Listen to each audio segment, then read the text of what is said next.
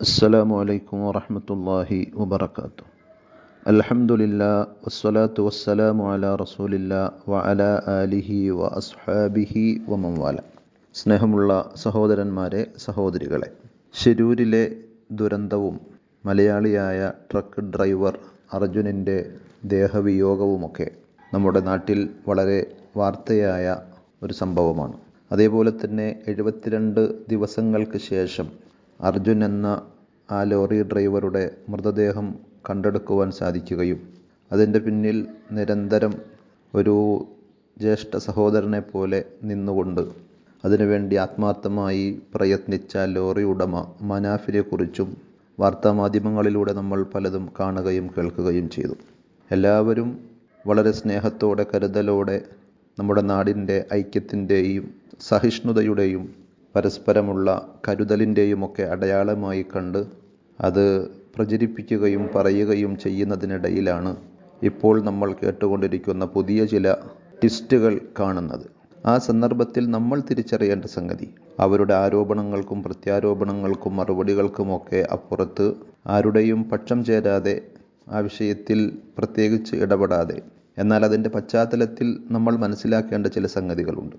അഥവാ നമ്മൾ ആര് തന്നെയായിരുന്നാലും, ആർക്കു വേണ്ടി തന്നെയാണ് എങ്കിലും, നന്മകൾ ചെയ്യുമ്പോൾ ആളുകളിൽ നിന്ന്, അവരുടെ ബന്ധുക്കളിൽ നിന്ന്, കൂട്ടുകാരിൽ നിന്ന് ഒന്നും പ്രതീക്ഷിച്ചുകൊണ്ടാകരുത് നമ്മൾ ചെയ്യുന്ന ഒരു നന്മയും. അത് പരിശുദ്ധ ഇസ്ലാം വളരെ അടിസ്ഥാനപരമായി നമ്മളോട് ഓരോരുത്തരോടും പഠിപ്പിക്കുന്ന സംഗതിയാണ്.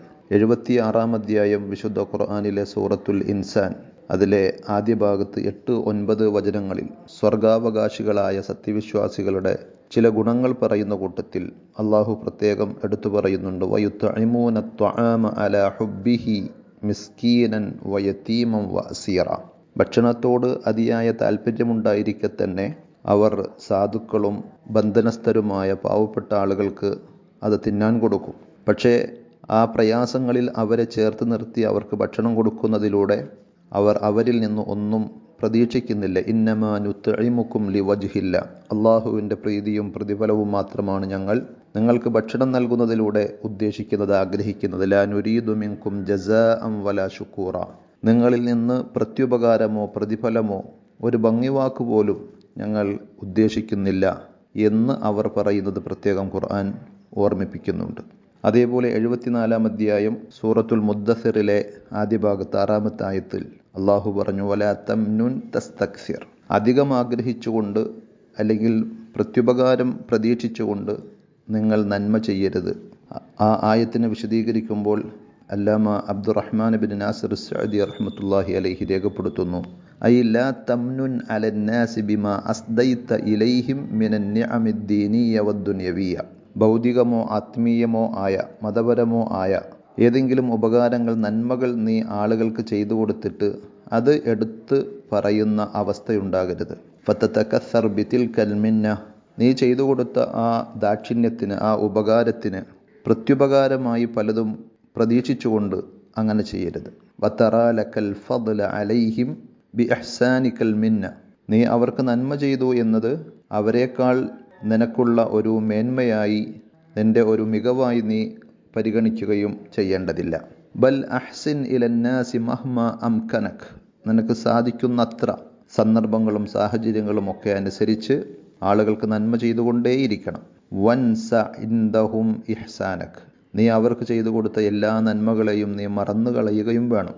വലാ തത്ലുബ് അജ്റഹു ഇല്ലാ മിനല്ലാഹി തആല, അതല്ലാതെ അവരിൽ നിന്ന് അതിൻ്റെ പ്രതിഫലം നീ കാക്ഷിക്കരുത്. അള്ളാഹുവിൽ നിന്ന് മാത്രമാണ് നീ അതിൻ്റെ പ്രതിഫലം പ്രതീക്ഷിക്കേണ്ടത്, തേടേണ്ടത്.